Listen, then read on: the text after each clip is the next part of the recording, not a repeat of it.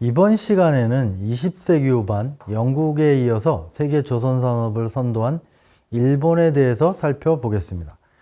영국과 마찬가지로 섬나라인 일본은 19세기 말 메이지 유신을 통한 근대화 과정에서부터 조선 산업은 국가 주도하에 정책적으로 육성 대상이 된 산업이었습니다. 근대 일본 조선 산업의 상징인 미쓰비시 중공업 자체가 그 시작이 정부 관업 사업으로 시작한 국영조선소였습니다. 20세기에 들어와 일본은 제국주의 국가로 발전하면서 이른바 제국의 혈관으로서 해상항로의 중요성이 부각되었습니다.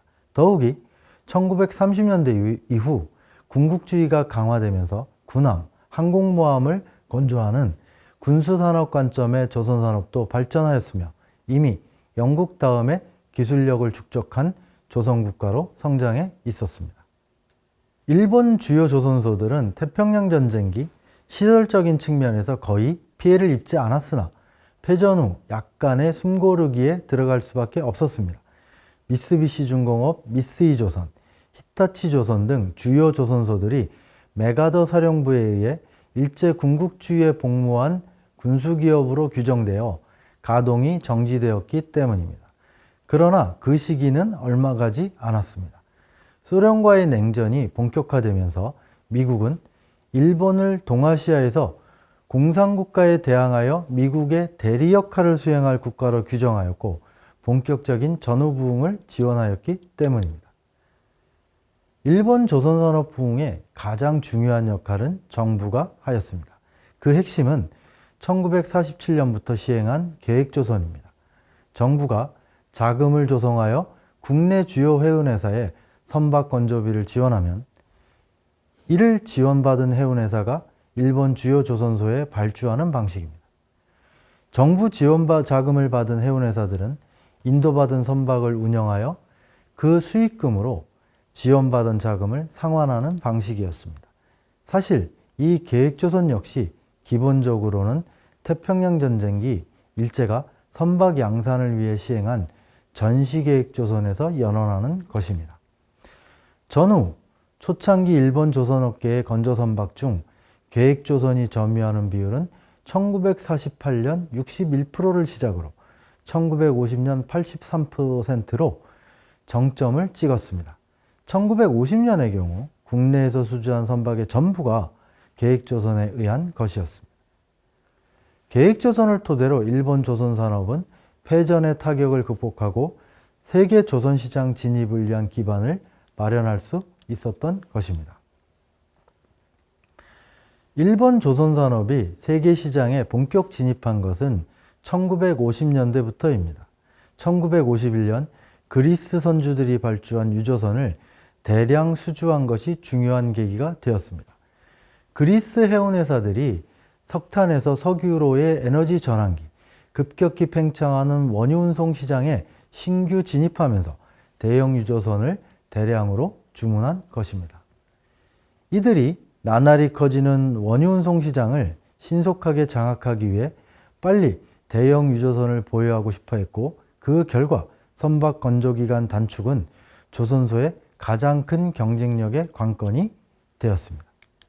아울러 동일한 사양의 선박을 여러 척 건조하는 이른바 시리즈선 건조도 같은 목적으로 나타난 현상입니다.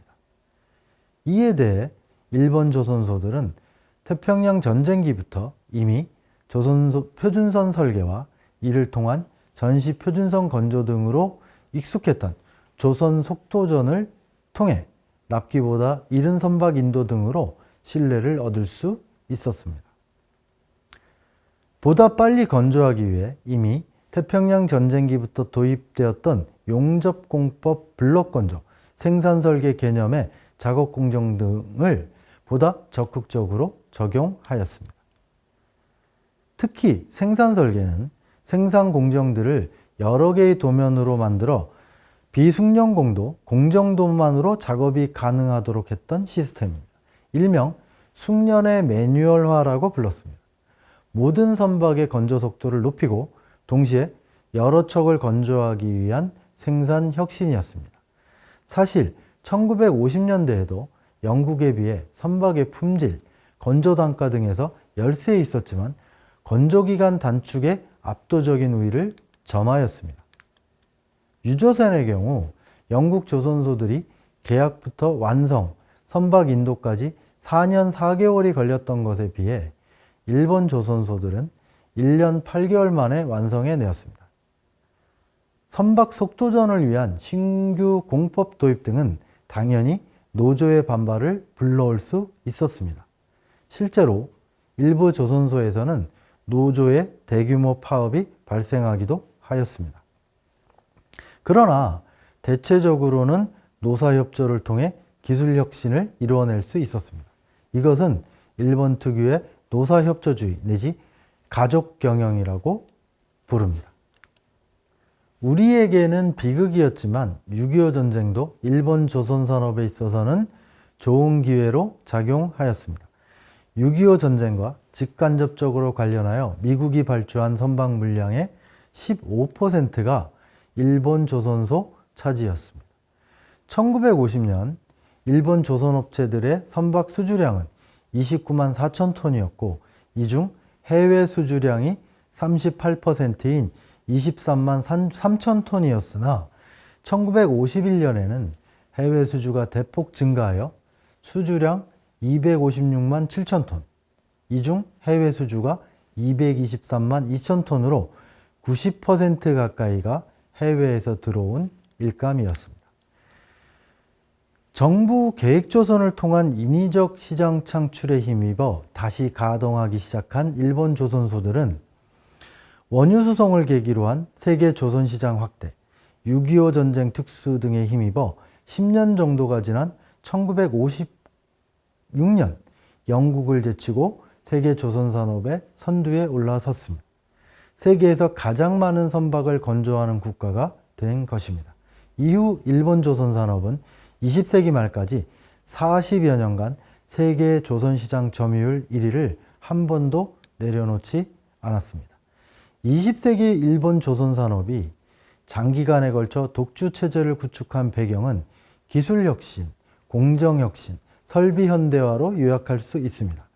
기술혁신은 용접공법, 블록건조 등 앞에서 조금 언급하였습니다만 이후에도 지속적으로 추진되었습니다. 물론 목표는 건조 속도를 올리는 것입니다. 보다 큰 배를 보다 빨리 건조하여 조선 단가를 낮추는 것입니다. 대표적인 것이 블록 의장공법이 있습니다. 블록공법은 이미 얘기했습니다만 여기서 한 단계 더 진보한 것으로 선체 조각인 블록 상태에서 원래는 선체 조립 완료 후 바다의 진수한 형태에서 행하던 배관, 전기 부품 설치 등의 선박 내 의장 작업을 미리 함으로써 도크 내에서의 최종 조립 즉시 완성품이 되어 선주하게 인도할 수 있게 되는 것으로서 생산효율 향상과 함께 건조 기간을 획기적으로 단축할 수 있었습니다. 작업 공정의 경우도 근본적인 혁신이 있었습니다. 영국이 세계 조선 산업을 지배하던 20세기 전반까지 조선 작업장은 이른바 직장이라고 불리는 최고참 승용공이 작업 공정을 지배하는 세계였습니다. 그러나 20세기 후반 일본 조선소의 현장은 더 이상 직장들이 지배하지 못했습니다. 작업 공정 단위로 작업의 명확한 구분과 순서를 정하고 각 작업에 걸리는 표준 시수를 산정하고 거기에 맞게 예산을 수립하고 작업을 진행하는 현대식 생산관리 체제가 도입됩니다. 물론 이 시스템을 통제하는 것은 회사 측입니다. 1980년대 이후에는 컴퓨터가 활용되면서 컴퓨터로 설계, 건조 정보를 일체화하여 JIT 생산을 추구하는 CIMS도 개발하여 적용하였습니다. 현재는 전 세계 모든 조선소들이 행하는 일반적인 공정 순서이지만 작업 공정을 내업, 소조립, 대조립, 탑재 등 4개 공정으로 구분 관리하고 조선 레이아웃 자체를 처음부터 여기에 맞게 만드는 것은 당시로서는 조선 작업 공정의 대단한 혁신이었습니다. 보다 큰 배를 만들어야 하는 세계 조선 시장의 수요에 대응하기 위해 조선 설비의 현대화 대형화에도 적극적이었습니다. 선체 조각인 블럭을 들어올리는 크레인은 점점 더 무거운 블럭을 들어올릴 수 있도록 대형화되어 한 번쯤 들어보셨을 일명 골리앗 크레인이 등장하였습니다.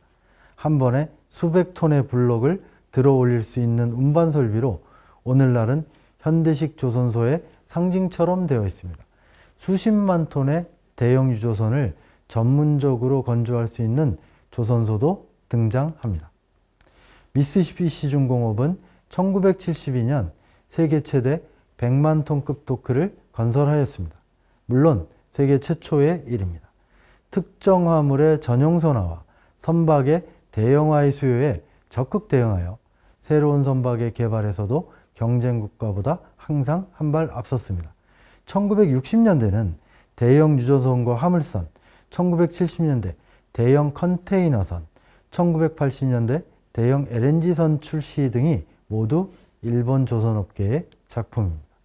일본 조선산업은 신제품 개발, 대형선 건조도크 신설, 생산공정 효율화, 생산관리의 시스템화 등 고효율의 건조체제 구축으로 세계 최고의 경쟁력을 확보하면서 커다란 성장을 달성하였던 것입니다. 고도의 생산효율, 원가, 납기 및 품질 경쟁력 등 선박의 모든 경쟁력 요인에서 일본을 따라갈 경쟁 국가는 사실상 없었습니다. 1970년대부터 1990년대까지 세계에서 만드는 선박의 거의 절반을 일본 조선소들이 건조하였습니다. 그러나 일본 조선산업의 혁신은 1990년대부터 속도가 느려지기 시작합니다. 그 시작은 사실 1970년대 후반부터 1980년대에 걸친 세계 조선산업의 장기 불황부터입니다. 일본 정부 주도로 2차에 걸쳐 조선시설의 절반, 인력의 70%를 감축하였습니다. 급격히 위축되는 세계 조선시장에 발맞춰 시설과 인력 감축을 진행한 것입니다. 그러나 이 판단은 결과적으로 잘못된 것이었습니다. 일본은 1990년대 이후 다시 급속하게 확장하는 세계 조선시장에 제대로 대응하지 못하였고, 이 불황의 시기, 논란 속에 국가 주도로 대규모 공적 자금을 투입하여 오히려 설비를 늘려갔던 한국의 추월을 허용하는 빌미가 되었습니다. 물론 설비 능력 문제만으로 20세기 말 일본 조선산업의 쇠퇴와 한국 조선산업의 부상을 설명할 수는 없습니다. 일본 대비 상대적 저임금과 낮은 원화가치, 수출금융 등 정부의 강력한 지원으로 무장한 한국 조선산업에 대해 엔화 절상에 따른 가격 경쟁력 약화, 이로 인한 일본 조선소들의 수익성 악화 등도 거론되어야 합니다. 결과적인 얘기가 될 수도 있겠지만, 일본은 선두의 위치에 있었지만 기존의 설비 능력 기준으로 적정 물량과 이익만 확보하면 된다고 판단, 건조 능력을 의도적으로 제한하였고, 과잉 설비에 대한 부담을 고려하여 향후 시장을 항상 보수적으로 전망하는 등 현상 유지 경영을 선택한 것이 일본 조선산업이 사양길로 접어드는 계기가 되었다는 것입니다. 노사 문제를 제외하면 영국 조선산업 쇠퇴기 모습이 중첩됩니다.